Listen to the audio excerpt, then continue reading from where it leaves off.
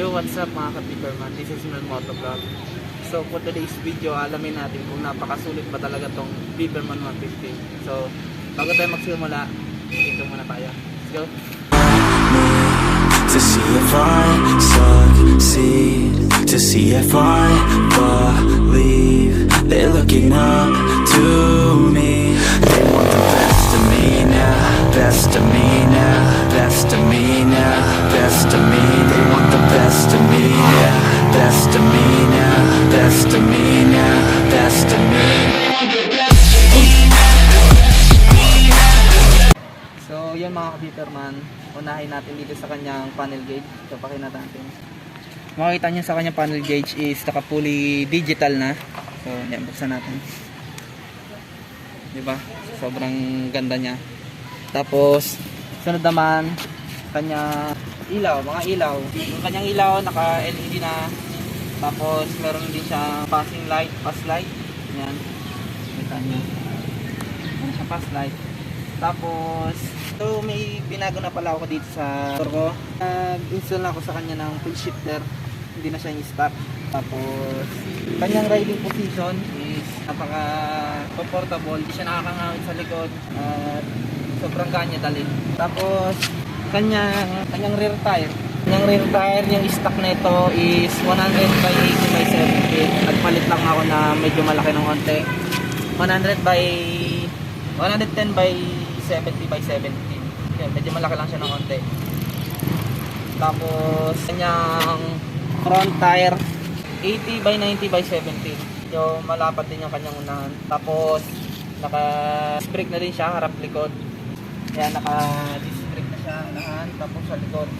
Makikita niyo sa looks niya, sobrang ganda. Kamukha talaga siya ng RS150. Lalo na sa kanyang head, sa pinaka head niya na napagkakamalan talaga siya ng tao na akala nila is RS150. Tapos yun, nagpalit na din pala ako ng side mirror. Nagpalit ako ng bar end ang tawag dito. Tinanggal ko ng kanyang stock. Tapos yung kanyang clutch is malambot. Hindi siya ganun katigas, hindi katulad sa mga ibang motor. Tapos kanyang all set na sprocket is stock pa rin. Hindi pa rin tayo nagpapalit dahil matagal siyang mapudpod. Kanyang upuan, sakto lang, kaya lang pababa kasi siya, nahuhulog ako minsan. Pero goods naman siya, malambot ng upuan niya. Saka pag naulanan, hindi siya, mabilis siyang matuyo. So ina-absorb na itong itong leather niya. Yan, mabilis siyang matuyo. Sa kanyang makina naman is 2 valves tong Beeperman, single overhead cam, 4-stroke, tapos 1.4 up lang. Tsaka sound check natin yung motor. Bali tinanggal ko pala yung busal dito sa may tampuchi niya, yung pinaka silencer, bakal yun. So dito, pakita mo lang. Ayan, tinanggal ko yung busal niya para mas lalong makahinga yung makina. Yeah, sound check natin.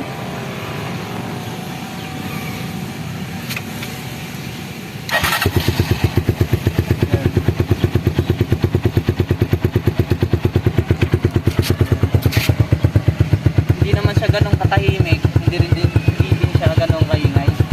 Sakto lang.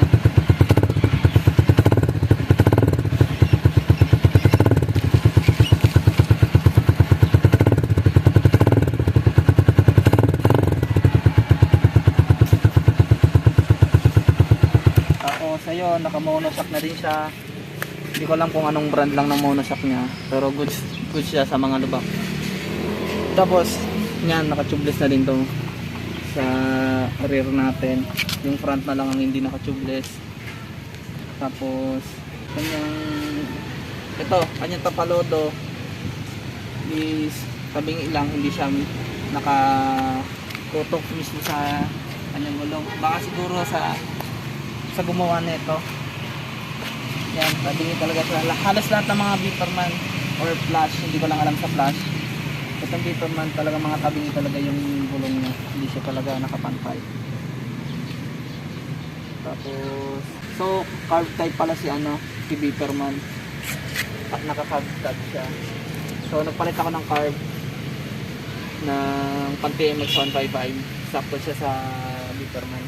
Hindi siya liquid cool, naka-air cooled lang siya. Kaya umiinit yung kanyang makina. Pero para sa akin na hindi siya pwedeng ilong ride dahil yan, naka-air cooled lang siya. May chance pa din na ma-overheat or mamatay yung makina mo pag sa long ride. Ano pa?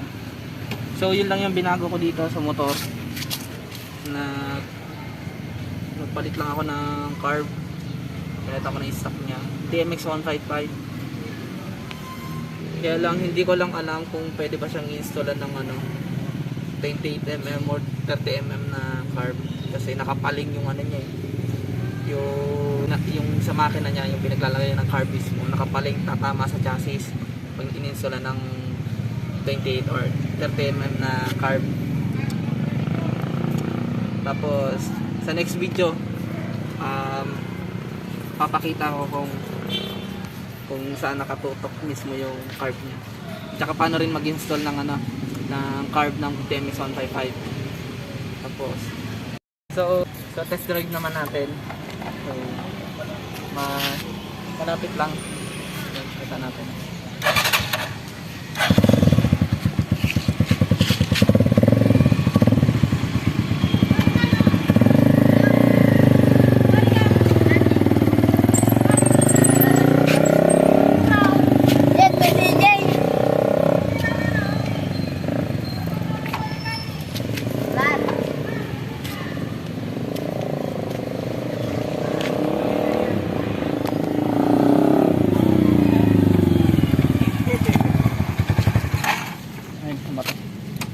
So ayun lang guys, yung masasabi natin dito sa Bitterman.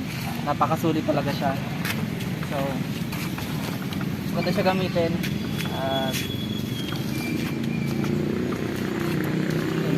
maganda yung kanyang riding position. So yun lang guys. So bago lang kayo sa YouTube channel ko, please subscribe, supportan niyo ako sa vlog ko.